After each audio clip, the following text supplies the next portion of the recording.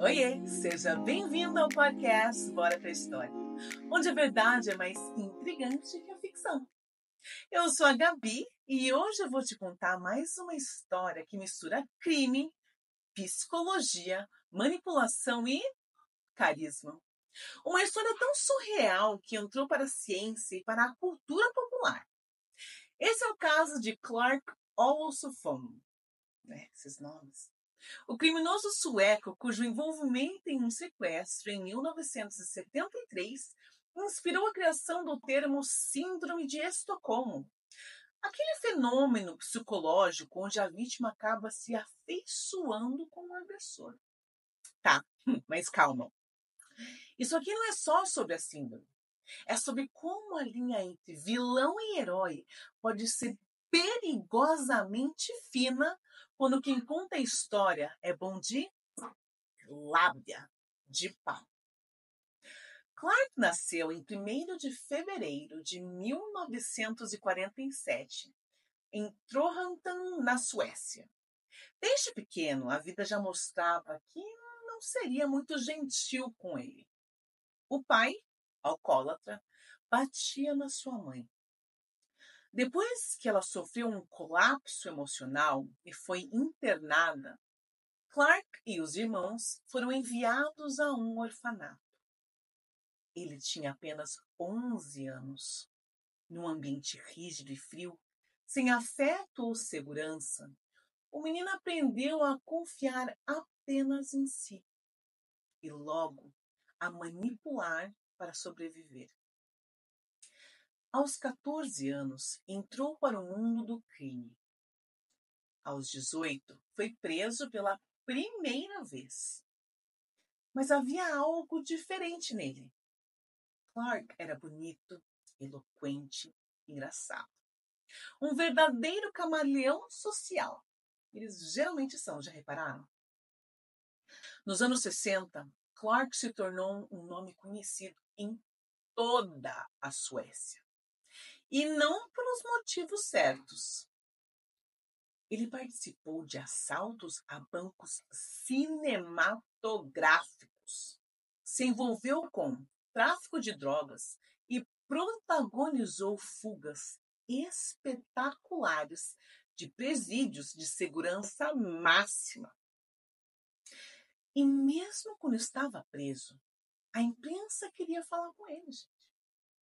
Ele dava entrevistas, escrevia cartas para jornalistas e até recebia visitas de fãs.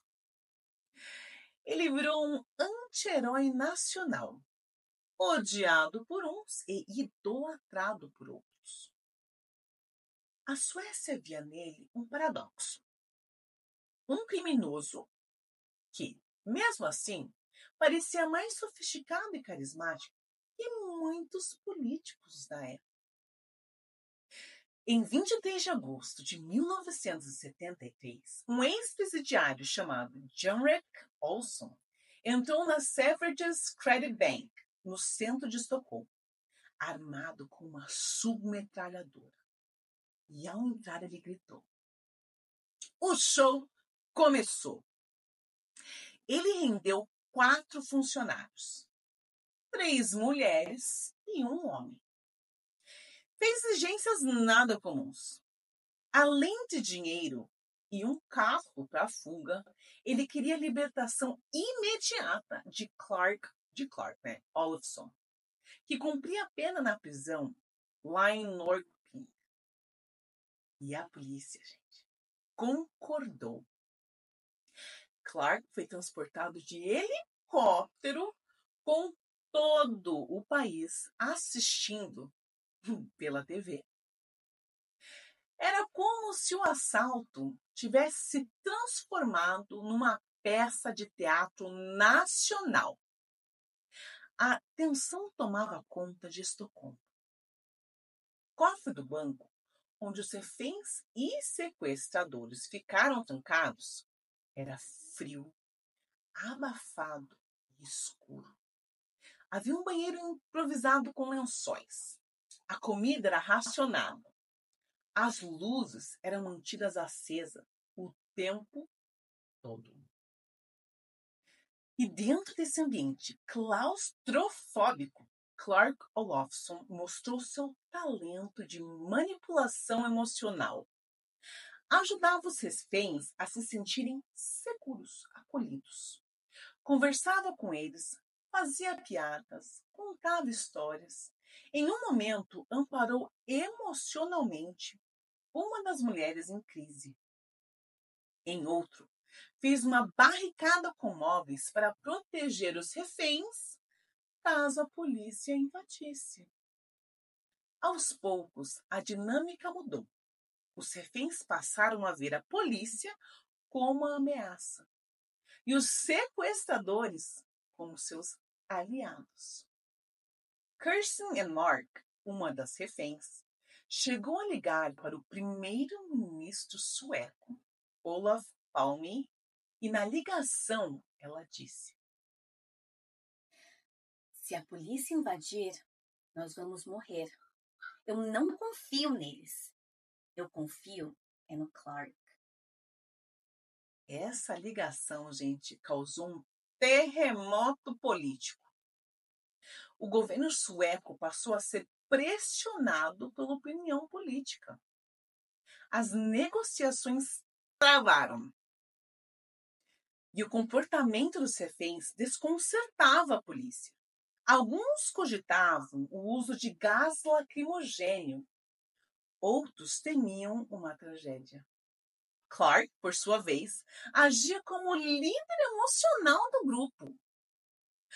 Um dos policiais disse depois: ele era o sequestrador, mas agia como psicólogo. No sexto dia, após longas negociações, a polícia invadiu o banco com gás e granadas não letais. Os reféns foram libertos sem ferimento algum. E então, diante de câmeras e jornalistas, abraçaram os seus sequestradores. Sim, as vítimas abraçaram Clark e John Eric, como se fossem velhos amigos. Alguns não tiveram contato com eles por anos. Nenhum quis testemunhar contra Clark. A polícia estava em choque. O mundo estava em choque. O psiquiatra Niels Bejort, que atuava como consultor da polícia, cunhou o termo Síndrome de Estocolmo para explicar o que aconteceu. Segundo ele, era um mecanismo inconsciente de autoproteção. Quando a vítima acredita que a sua única chance de sobrevivência está no agressor, ela se liga emocionalmente a ele, muitas vezes romantizando o seu relacionamento. Depois do sequestro, Clark voltou à prisão, mas sua vida seguiu um padrão. Era solto, cometia novos crimes, fugia de prisões com planos mirabolantes e continuava o ciclo. Ele chegou a se passar por oficial de segurança para fugir. E foi preso por tráfico de drogas em países como Bélgica, Holanda e Alemanha. Também foi investigado por crimes no Brasil. Durante esse tempo, continuava recebendo cartas de fãs, namorando mulheres que acreditavam que ele era um incompreendido. O bandido de coração bom. Em 2022, a Netflix lançou a minissérie Clark, com o Bill Skarsgård, o It, o famoso palhaço It, no papel principal. A série é baseada na autobiografia do próprio Clark, escrita com a ajuda de um jornalista. A produção mistura fatos reais com exageros estabilizados, quase como se estivesse confirmando a maior especialidade de Clark: transformar crime em espetáculo. Sim, galera, ele ainda está vivo. O Clark nasceu em 1º de fevereiro, só faltava ser 1º de abril, né, gente? Desculpa, não resisti.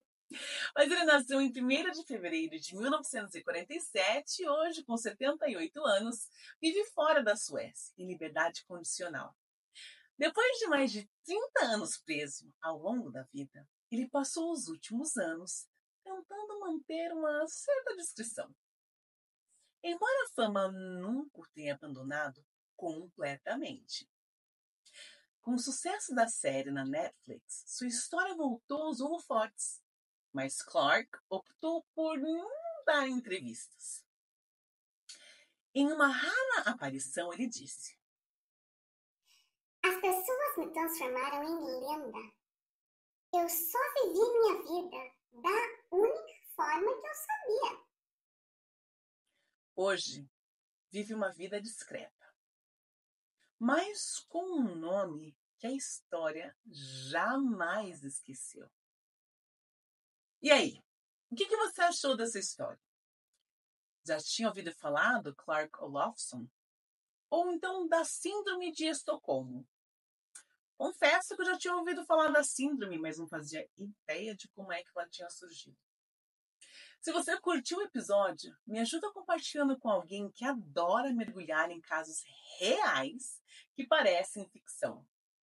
Me segue lá também no Instagram, Bora Pra História. E, obviamente, aqui no canal do Spotify. E se você quiser apoiar esse projeto e me ajudar a continuar trazendo histórias surpreendentes como essa, dá uma passadinha lá no Apoia-se. Com a sua ajuda, eu consigo investir mais em conteúdo, equipamentos e ainda muito mais. Tem recompensas exclusivas, grupo secreto e, claro, o meu eterno agradecimento. Semana que vem, gente, tem mais uma história de cair o queixo. Até lá, cuidado, hein? Com quem te faz sorrir demais. Pode ser que por trás do charme exista uma cela invisível. Beijos, galera, e até a próxima. Tchau, tchau!